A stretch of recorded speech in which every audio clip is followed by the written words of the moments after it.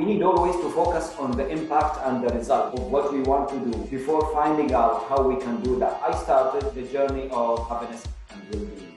Then I became the first chief of happiness and well-being. And probably in the world, Aziz. You have been writing history already. I want to be happy, and if I want to be happy, and we agree that happiness is the ultimate goal, I need a strategy that can lead me to that happiness. So I decided to call my business Strategy and Happiness. So the strategy will lead you to your happiness. What cannot be measured, it cannot be managed. Alongside the real life we have the virtual life, the digital life. So you even considered the digital well-being, Aziz. This is absolutely fascinating.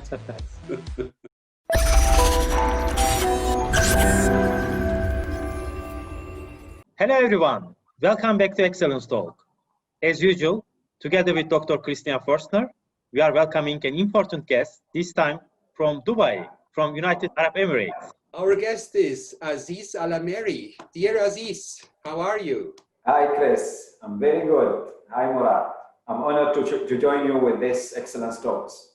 We have met many years back in Abu Dhabi when you were the Director of Strategy and Performance Development at the Ministry of Interior, United Arab Emirates. In 2013, I had the pleasure to qualify you as a strategy assessor in Abu Dhabi. And since March this year, you are at the Executive Director of the National Program for Happiness and Wellbeing at the Prime Minister's Office after attending a postgraduate certificate Happiness and Quality of Life at the University of Berkeley, California. And you're also the founder of Strategy and Happiness Consulting in Abu Dhabi. And today, we are proud to have you here in Excellence Talks for an interview, Aziz. I hand you over to Murat for the first question. What inspired you in 2016 to attend the education at the University in California as a Director of Strategy? Since, if you remember, Christian, in 2013, when we had that special session, you refocused my thinking on we need always to focus on the impact and the results of what we want to do before finding out how we can do that. And since then, I was always focusing on what impact I would like to leave behind me as a legacy, now and hereafter. In 2013, by the end of that same year, I had to move to be seconded into another government entity for 2 years. I was so busy then, applying the same methods you taught me. And by finishing that period, it was early 2016 then. And I was just wondering, what can I do now? What else?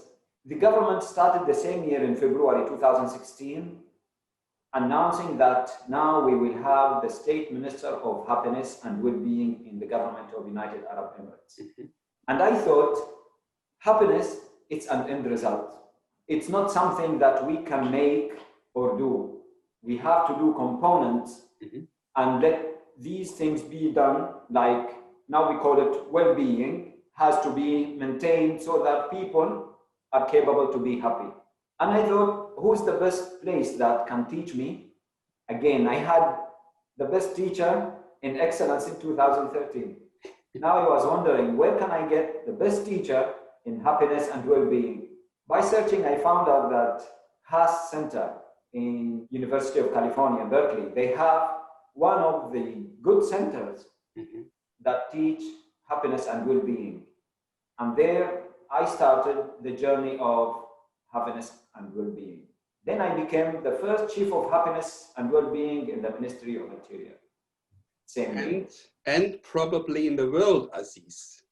You have been writing history already. I learned from your LinkedIn profile that your greatest influencer is His Highness the Prime Minister Sheikh Mohammed bin Rashid Al Maktoum, who wants to, quote, build a new reality for people, a new future for children, and a new model for development in the UAE. Why did the UAE engage in happiness at a strategic level, Aziz, as the first country in the world?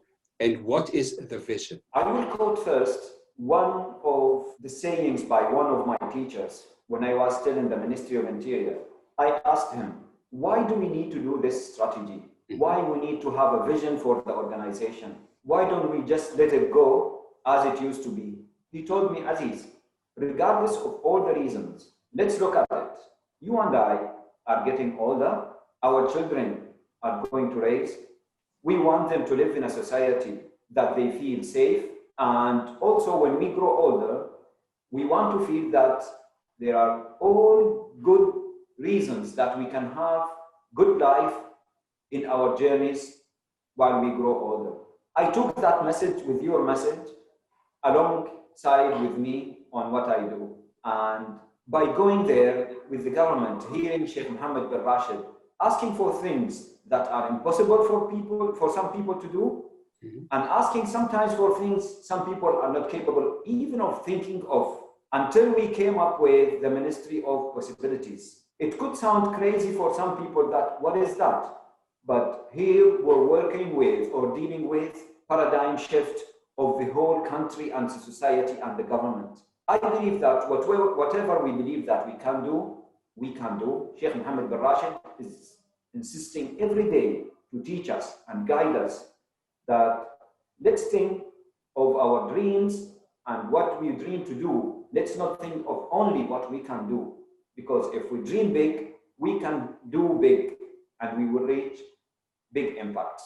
Bringing strategy and happiness together, could you please tell us more about your strategy as the executive director of your national program, and also about your approach to achieve your vision? Before starting the mission of being the executive director of the national program of happiness and well-being, I retired from the previous work, and I decided that I want to do something by my own.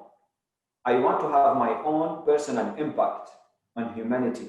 And I thought that I want to establish a model. Maybe Christian knows very well that I like business modeling. I had the passion of impacting people's life. And I thought, how can I do that? And I know also I cannot do that by my own. It's not a one-man show. We can always do things, great things together. Thinking of myself, I want to be happy.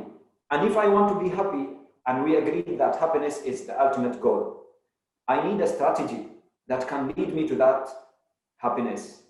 So I decided to call my business Strategy and Happiness.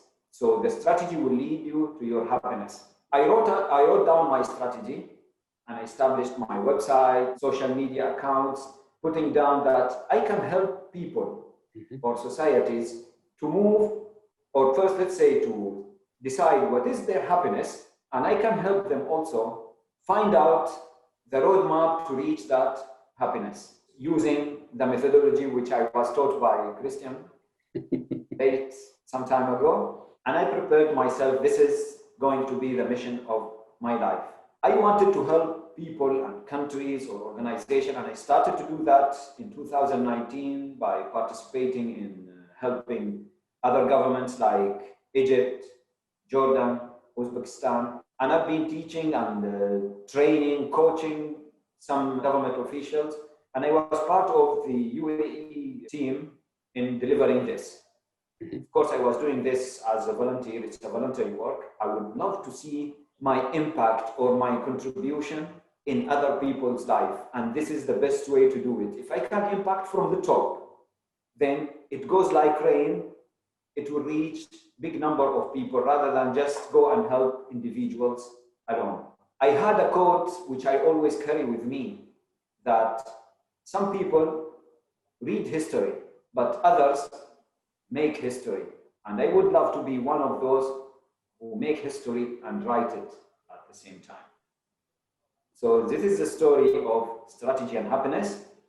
And I was lucky early this year when I was called by the State Minister of Happiness and Wellbeing, and she wanted me to join the team, be director of this program. So back again to government work. And I became the leader of this program. And we kept working on it. And believe me, during COVID-19 pandemic, usually it's a pandemic and people in trouble. But I thought, also I saw, and I lived this, myself and my team, it was the time that we could give our best because people were in need. Yeah. Those people who had to stay alone, locked down just because of this, we've never experienced such a situation. it was the time now that we could contribute and make this program visible to people at home, mothers that have to work remotely and they have to look after their children and look also after their children studying from home. We as fathers had to stay at home, we work at home, we need to support our family. We've never had such experience before. This time it's there. People with special needs, people who are, we call them senior citizens, different categories of the society, they have different needs. We've never been in such experience. So we had to tackle all these with the program and we reached people's hearts and minds. We had lots of testimonials that it was very helpful. Few things are still ongoing, like psychological hotline help. And also we call them mental health support groups. They are small circles of groups with specialist psychologists that they help people cover from some difficulties or find out how they can get out from the difficulties they've had. So it's been a great experience that gave us the opportunity to be close to each other. That was a long answer to your short question. But I like every word, Aziz, and I think I know you good enough to confirm to our audience that you really mean what you say, and I'm sure they will be impressed too. Let me come back to measurements, Aziz, again. You already mentioned them.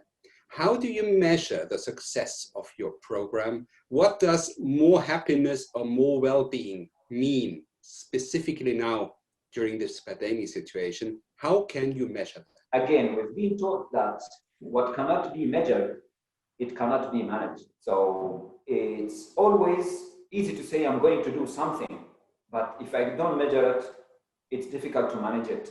And even if you get results, how can you measure the results?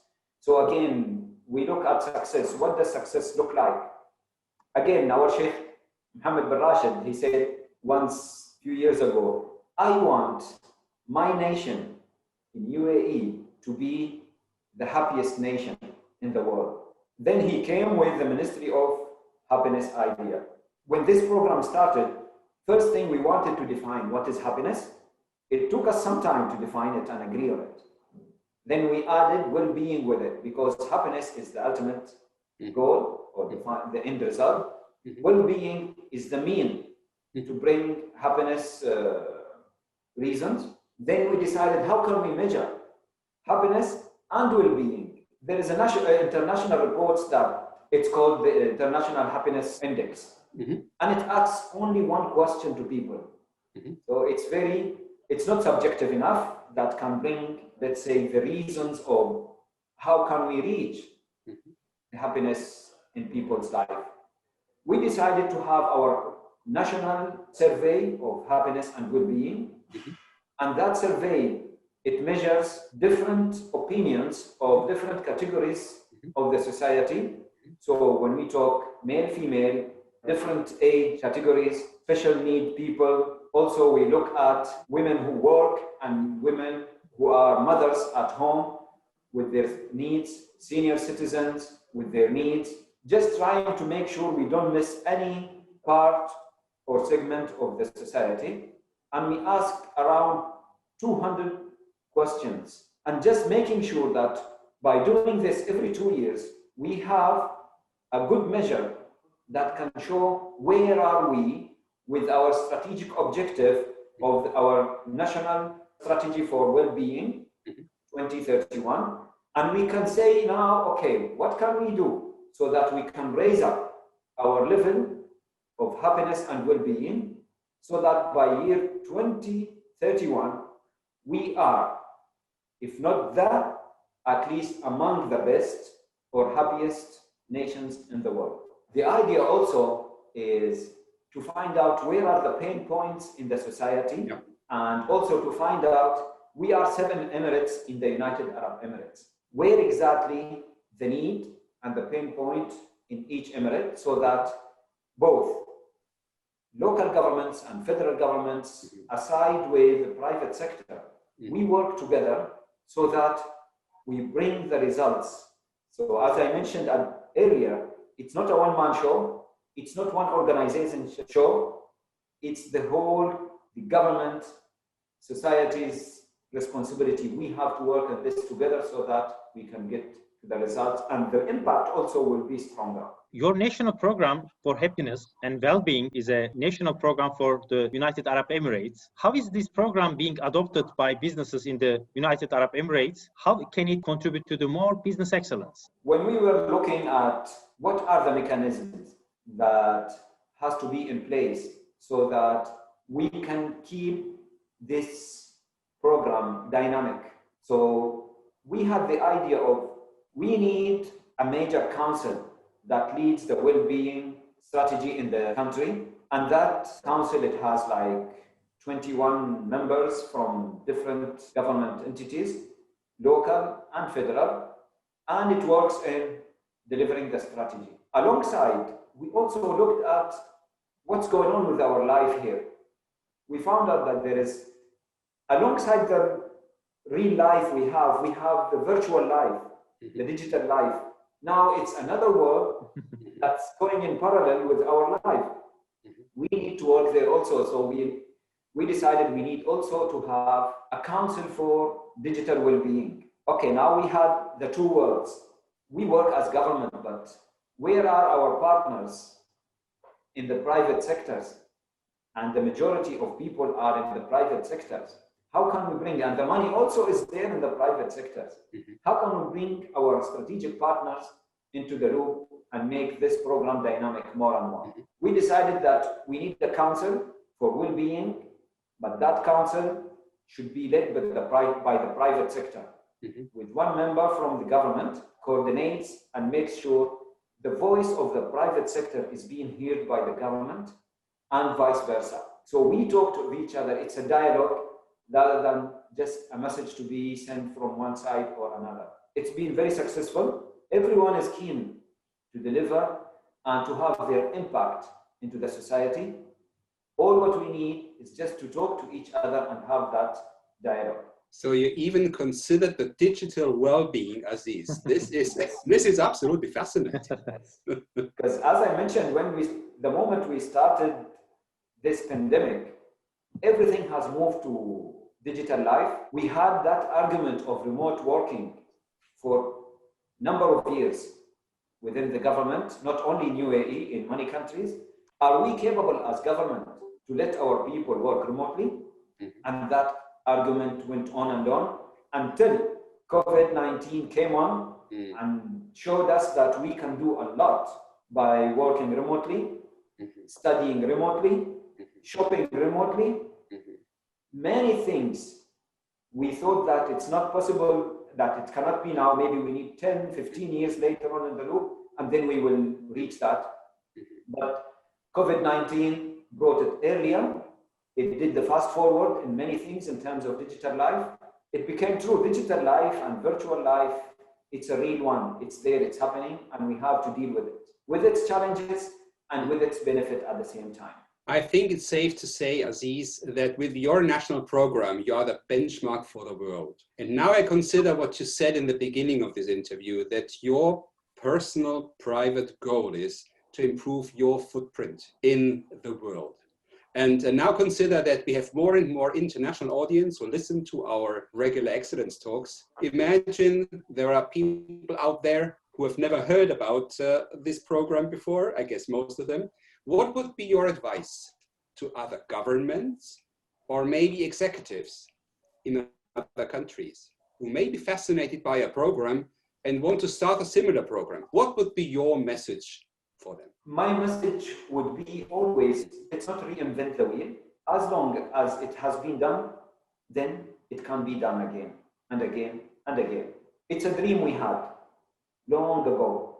And actually this dream goes back to 1971, when our late father, Sheikh Zayed, peace be upon him, decided that I want the best and I want the happiness for my people in this new country, which he established then. It was United Arab Emirates. And that message, we all took it around, and we decided that this will be our motto and this will be our vision for the future. Now, next year, we're completing 50 years since that saying. All of us, we believe in that message, and we're working on it. So my advice would be, look at the good practices that have been done by others, take the good lessons from it, and learn the mistakes so that you can avoid them, and focus on the end results. If you have that message that you would want to achieve, that you want your people to be the happiest nation, you want your organization to be the most successful organization, it starts within you and your people. Take care of your people and they will take care of you. Whether you are a president, whether you are the boss or the president of your organization, whether you are a father of a family or a mother of a family, and even if you are a student in a school or wherever we are, just take care of your people and they will take care of you. What an extremely powerful message, Aziz. Take care of your people. I like that as your last word. Thank you so much for sitting with us, for sharing your very valuable insights with us and all our listeners. And we wish you all the best with your program. Thank you very much, Christian. Thank you very much, Murat. I've been honored with your talk today and wish you all success, and all to those who listen to us. I wish them successful life and to be always on top of what you do. Thank you very much, Aziz. From my side also, it was a great insight. Thank you. Bye-bye, Aziz. Bye-bye.